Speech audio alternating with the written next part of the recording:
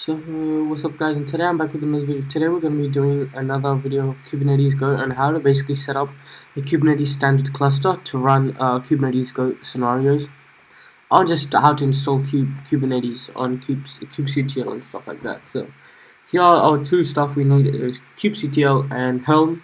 So here kubectl is on Linux, Windows and Mac OS, so that's your choice. And now today I'm going to be doing minikube. If you are going to do kind, there is a different set of installation stuff you have to take. You see here, this is a different documentation you have to take if you're using kind. So first, let's go install minikube, and I'm installing minikube on Linux. So yep, there is AMD 64 and also ARM 64, depending on which version you're running. And here, paste that in. I highly recommend you guys to do this in your op folder, because just better there instead of your home folder, stuff like that. So paste that in, doesn't usually take a while. And now, let's wait for this, let me see if we get the result back. Now what we want to do is actually validate the binary here. It's optional, but I just recommend you guys to do it, just in case if the binary is not good or anything. So here, it's just a simple code request to get the kubectl SHA-256 here. We got that, and now we want to actually cat out this kubectl SHA-256.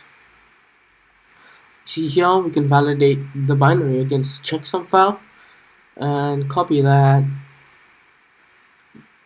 paste it in, and now you see kubectl is okay, so that's good. Now we know everything is alright. So now here we want to now actually install kubectl itself, and this is the command that does it, and it basically gets a binary in user local bin kubectl. Now we will be able to use kubectl here just normally.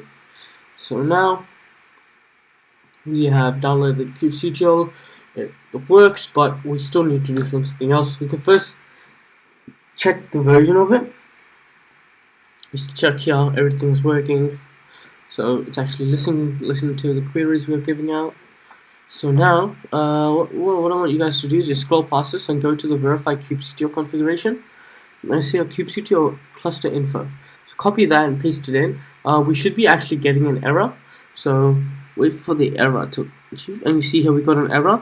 This is because we haven't actually set up our cluster yet, and our cluster can be set up by minikube.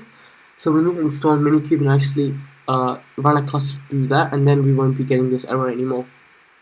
So go back, and now we have basically finished kubectl installation. Now we need to go ahead with the minikube. So this is operating system, architecture, all this stuff you can put in.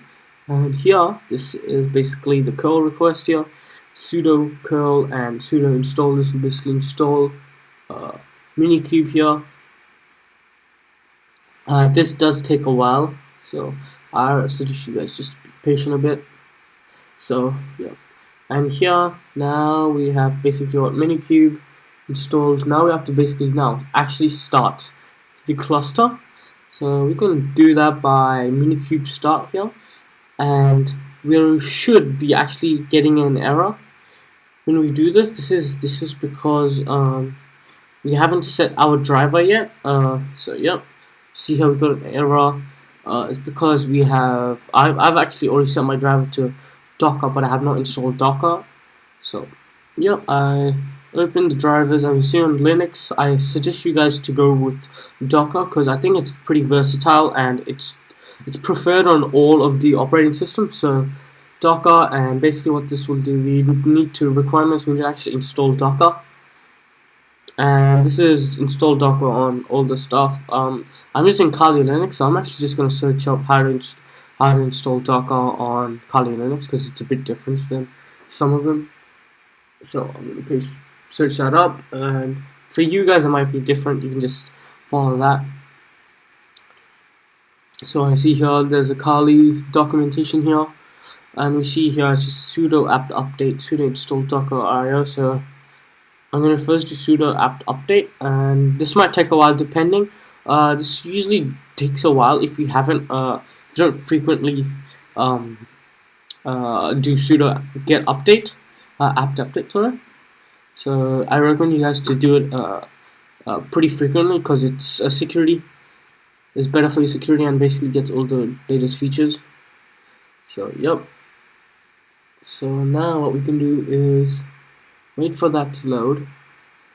And now what we want to be doing is sudo apt install tag white docker, and this will just install docker for us.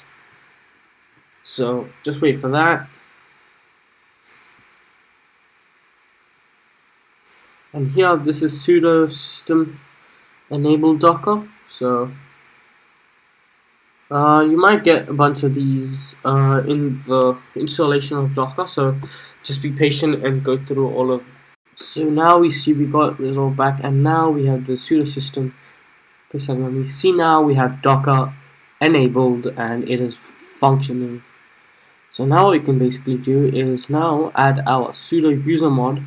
This will basically add our user to the docker sudo mod user mod, so we don't need to keep on using sudo every time we use docker. So now we want to start a cluster using the docker driver, and with minikube start driver docker. This means it will start with docker. So now we can also install Helm here. I've already installed Helm, but it's pretty easy. It's a curl request, then you have to just change it, stuff like that. So here I've already installed Helm. So yep, it's pretty easy, it's pretty simple. So now we need to basically git clone the Kubernetes Goat repo here, and I've got the git clone, and now I want to do a minikube start. So here our kubectl, our cluster has been started. We can do a bash setup Kubernetes Goat sh, and what this will do is basically install all the pods needed for our Kubernetes Goat. So it basically sets up the security environment for us. So we can do a kubectl get pods, and we see here it's running, and this will take like 4 to 6 minutes depending.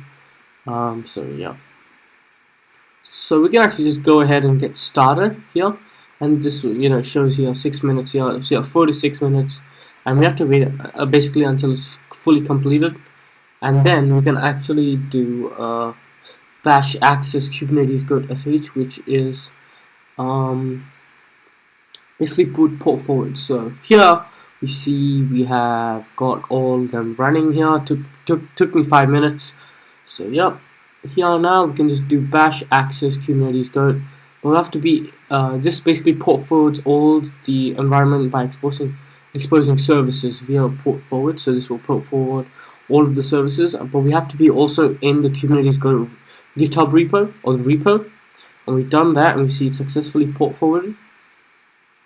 So here what we can do is actually open up your terminal, or open up your browser on the machine, and here we can just navigate to localhost 1234, and this is where Kubernetes Goat is set up. So here, let me just load it up for you guys.